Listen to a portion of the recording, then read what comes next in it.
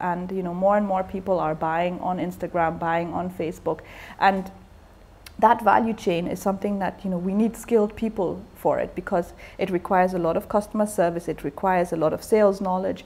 So these are jobs that they're not really tech jobs per se. However, they feed the technology pipeline.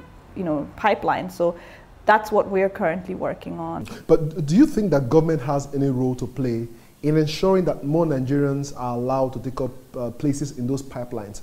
Because if we don't do that, at the end of the day, majority of the funds that come out of the whole social media, digital media ecosystem goes abroad. So do we need to get government involved in any way? So, I mean, our government, a lot of the times, is a little bit too radical. And if you do involve them, I'm pretty sure that the policy will immediately be, okay, don't allow any foreign social media managers. By doing that, you're actually hurting brands more than helping them. If we don't invest in training, then who's going to do the job? The job still has to be done. But if there are no skilled people in country, it's the same thing with developers. Now more and more people are confident to use Nigerian developers because they know there are people like Andela University that are training developers. But before, 5 years ago, everybody was developing in India, whether we like it or not. That's just the truth about it. So I think that we need to give the ecosystem some time.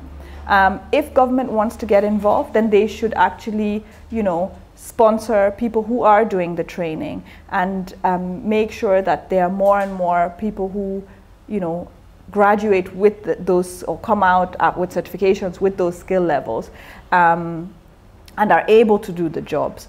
Because Nigerians will patronize Nigerians if they know that they're going to do a good job. So again, one of the biggest challenges that brands usually have is dealing with their reputation online, especially when people release fake news about them online. How do you advise brands to go about this?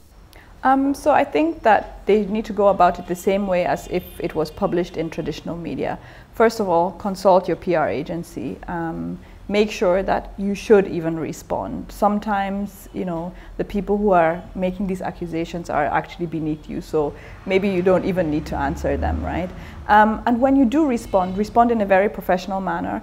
There's no need for catfighting. Yes, it's true, because at the end of the day, if you're known to be a brand isn't that what makes social media interesting, the catfighting thing? Yes, so I mean, you can be controversial if that's within your brand ethos and your brand identity, but a lot of brands, will shy away from being controversial brands. So, I mean, we've seen people like Donald Trump who are highly controversial and, still are popular, right? So if you want to be that kind of brand, you can go ahead. I think it's really an internal decision, to be honest, of how you handle it. But my advice would be professional in your response. Make sure that you have facts and that, if it's fake news, you can actually prove that it's fake news and you're not just saying, no, it wasn't me. That simply isn't good enough. If you've done something wrong and you're being exposed for doing something wrong, own it, apologize, and show what you're doing to remedy it. So I think, social media has made, brands more accountable because, they can't just sweep it under the carpet. So, if you produce water and they find a frog in the water, you need to explain how that frog got there. Whether somebody stole your bottle and went to the stream and put the frog inside, or there's a fault in your factory but you're fixing it. Show people that you actually care about what is being put out there. I think that's really what it is, because you're dealing with people, and social media in itself very unpredictable. So, but I think people also want to feel that you're real. They want to feel that there are people behind you. So if it means that your MD needs to come out with an official statement, with an apology, then do that. All right, Ken, thank you for being on TechLess today. Thank you very much.